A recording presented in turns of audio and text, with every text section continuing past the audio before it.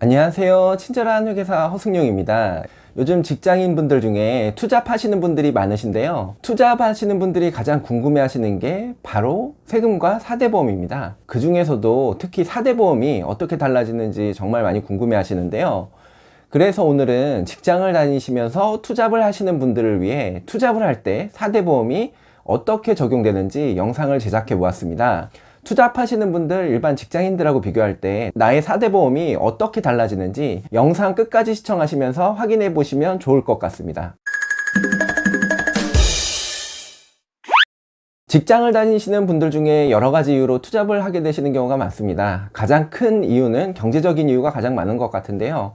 이외에도 가족이나 지인의 일을 돕거나 아니면 새로운 창업을 꿈꾸며 은퇴 이후의 삶을 도모하기 위해 투잡을 하는 경우도 있는 것 같습니다. 투잡을 하시는 이유는 여러 가지이지만 투잡의 유형을 나눠보면 몇 가지 유형으로 구분이 되는데요. 첫 번째는 한 직장의 근로자로 일하면서 또 다른 직장의 근로자로 일하는 경우가 있고요. 이런 경우를 흔히 이중근로라고 합니다. 두 번째는 한 직장에서 근로자로 일을 하면서 투잡을 위해 사업자 등록을 내고 사업을 하는 경우인데요.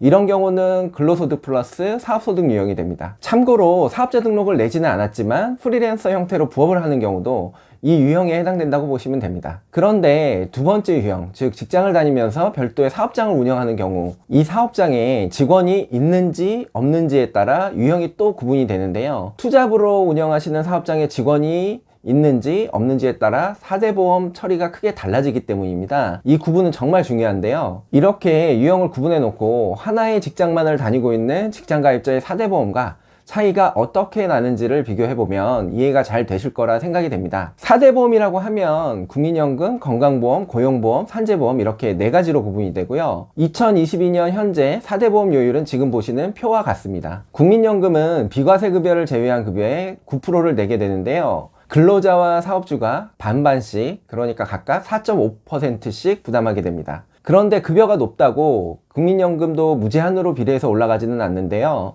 국민연금 부과에 대한 소득 상한액이 월 524만 원으로 정해져 있어서 아무리 급여가 높아도 최대 23만 5,800원까지만 부담하게 됩니다. 건강보험은 비과세 급여를 제외한 급여의 6.99%를 부담하게 되는데요. 이것도 근로자와 사업주가 각각 50%인 3.495%씩 부담하게 됩니다. 그런데 여기에 건강보험료를 기준으로 12.27%를 장기 요양보험료로 부담을 해야 되는데요. 이 금액을 월 급여 기준으로 환산을 해보면 0.858%가 되고 근로자와 사업주가 50%인 0.429%를 각각 부담하게 됩니다. 결국 건강보험료와 장기요양보험료를 합치게 되면 급여 기준으로 7.848%를 부담하게 되고요. 근로자와 사업주가 각각 절반인 3.924%씩 부담하게 됩니다. 건강보험료에도 국민연금과 같이 소득 상한이 있는데요. 월 급여 기준 1억 453만 6,481원입니다. 이 상한 소득 기준의 건강보험료는 703만 7,100원인데요. 상한 금액이 워낙 높기 때문에 크게 의미는 없다고 보시면 됩니다. 어쨌든 월급여가 1억 453만 6,481원을 넘게 되면 건강보험료는 더 이상 늘어나지 않는다는 점 참고해 주시기 바랍니다. 다음으로 고용보험은 비과세 근로소득의 1.85%를 납부하게 되는데 근로자는 0.8%를 사업주는 1.05%를 각각 부담하게 되고 사업주가 근로자보다 조금 더 부담하게 됩니다. 마지막으로 산재보험인데요. 산재보험은 업종에 따라서 그 요율이 달라지게 되는데 평균 월급여 기준으로 1% 내외를 부담하게 되고 전액 사업주가 부담하게 됩니다. 앞서 말씀드린 국민연금, 건강보험, 고용보험과는 부담에 있어 차이가 있다는 점 참고해 주시고요. 자, 이제 본격적으로 투잡을 하게 될 때 4대 보험이 어떻게 달라지는지를 살펴보겠습니다. 앞서 설명드린 첫 번째 유형, 즉 직장에서 근로소득을 받으면서 또 다른 직장에서 근로소득을 받는 경우입니다. 흔히 이중근로, 이중취업이라고 얘기하는데요. 국민연금은 각 직장의 급여에 앞서 말씀드린 국민연금 요율을 곱한 금액을 각각 직장에서 납부하게 됩니다. 그런데 예외사항이 있는데요. 국민연금 부과의 소득 상한액이 월 524만 원으로 정해져 있다고 말씀드렸는데요. 만약 두 직장 월 소득의 합계가 상한 금액인 524만 원을 넘게 되면 상한 금액에 대한 보험료 23만 5,800원을 각각의 직장에서 소득 비율로 안분해서 납부하게 됩니다. 건강보험료의 경우도 기본적으로 국민연금과 동일한데요. 각 직장에서 받는 비과세급여를 제외한 월급여에 건강보험료율을 곱한 금액을 각 직장에서 납부하게 되고요. 다만 월소득의 합계가 건강보험 부과 상한 금액인 1억 453만 6,481원을 초과하는 경우에는 각 직장의 소득 비율에 따라서 건강보험료가 부과가 됩니다. 하지만 건강보험료 같은 경우는 소득 상한 금액이 워낙 높기 때문에 일반적인 경우에는 각 직장의 소득에 대해 건강보험료율을 곱한 금액을 각각의 직장에서 납부하게 된다고 보시면 될 것 같습니다. 고용보험의 경우에는 앞서 설명드린 국민연금, 건강보험과는 조금 다른데요. 두 직장 중에 월급여가 높은 곳에서만 고용보험을 납부하게 됩니다. 고용보험은 한 곳에서만 납부하는 것이 원칙이기 때문에 이중취업자의 경우 공단에서 고용보험 부과를 위한 주된 사업장을 결정하게 되는데요.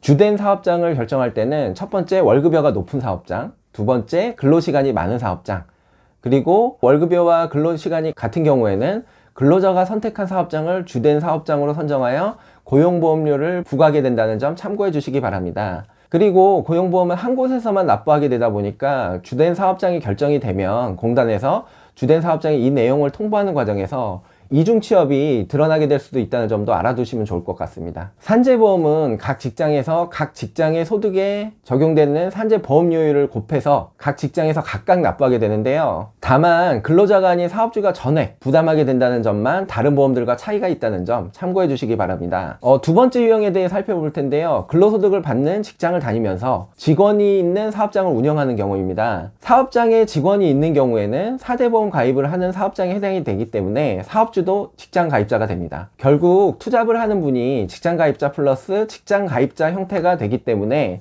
좀 전에 설명드린 유형, 즉 이중취업자와 동일한 형태로 사대보험이 부과가 됩니다. 즉 국민연금과 건강보험은 각각의 직장에서 각각의 소득의 보험료를 곱한 금액만큼 각 직장에서 부담하게 되고요. 다만 유형 1, 이중취업과의 차이점은 사업장의 사업주는 고용보험과 산재보험 부과 대상이 아닌데요.